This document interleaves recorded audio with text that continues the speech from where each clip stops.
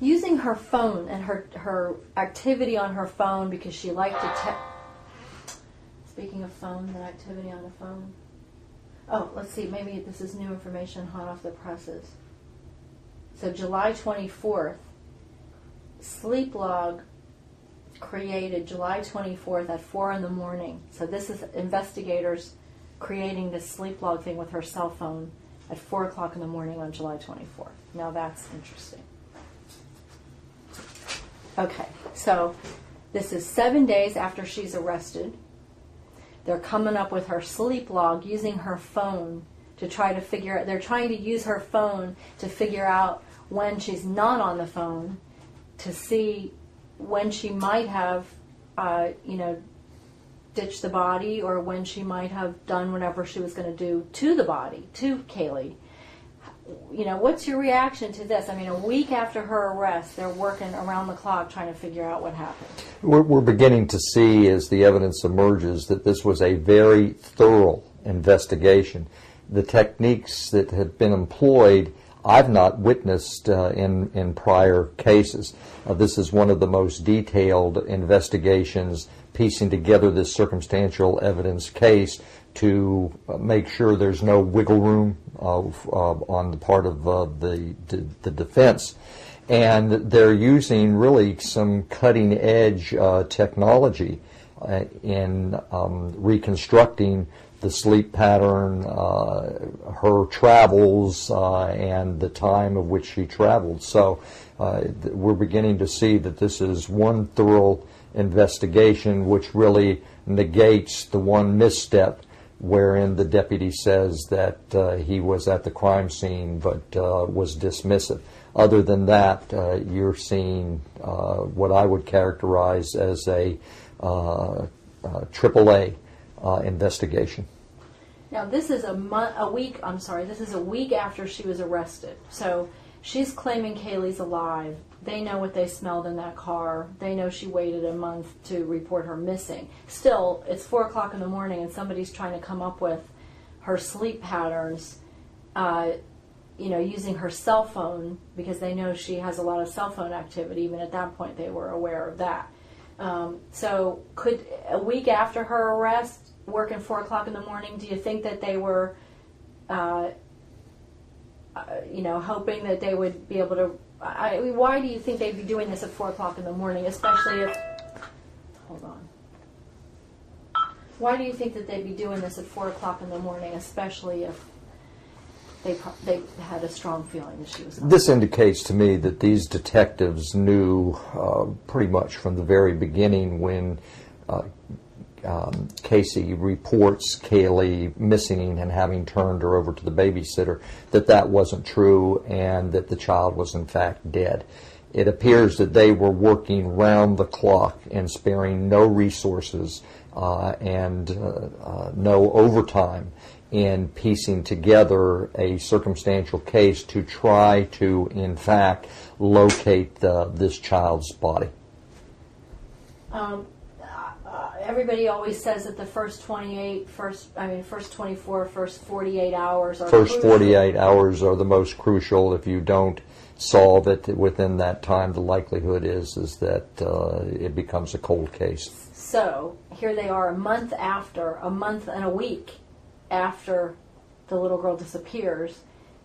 Could this be another reason why they'd be working around the clock and trying all of these things? They already know they're at a disadvantage because so much time has passed. Well, absolutely. The problem that the investigators had and the problem that the prosecutors would have had at that time is no body.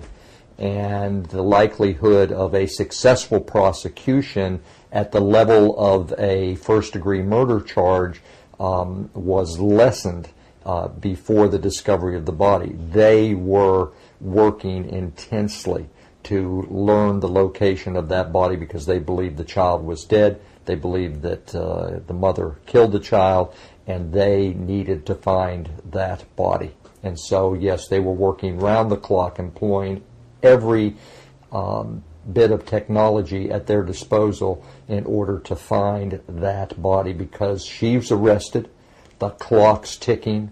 Under Florida rules of criminal procedure, the state would have to have brought her to trial within 180 days of her arrest and complied with the rules of discovery and made sure that she received due process. So it was imperative once they made that arrest to find that body, because there's just a big hole in the prosecution's case until they do. Does not mean they could not have gotten a conviction on some level, right, but certainly not for first-degree murder. And I'll talk about something else later about that issue, but because there was something that happened later that I don't completely understand, but not for today's story. The other thing is they had maps drawn up with all the cell towers in the area of the pertinent locations.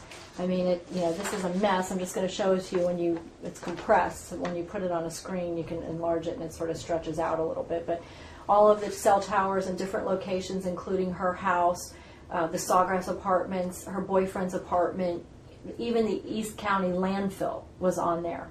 And this map shows on the morning that she called her boyfriend and asked him to pick her up at the Amscot where she had ditched the car, apparently hours before that. But she called him at 11, asked him to pick her up there, and she acted as if this had just happened. Which we now know is not true. Right. But they actually detailed this map of the time that he picked her up at the Amscot and where they went, and they used this map to show, based on which cell phone towers were pinging. Why would that be crucial?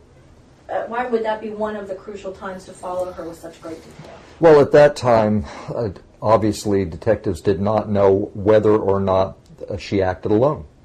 And obviously, they wanted to track the comings and goings with her boyfriend, because for all the detectives know, he could have been involved and could have in fact participated in disposing of the body.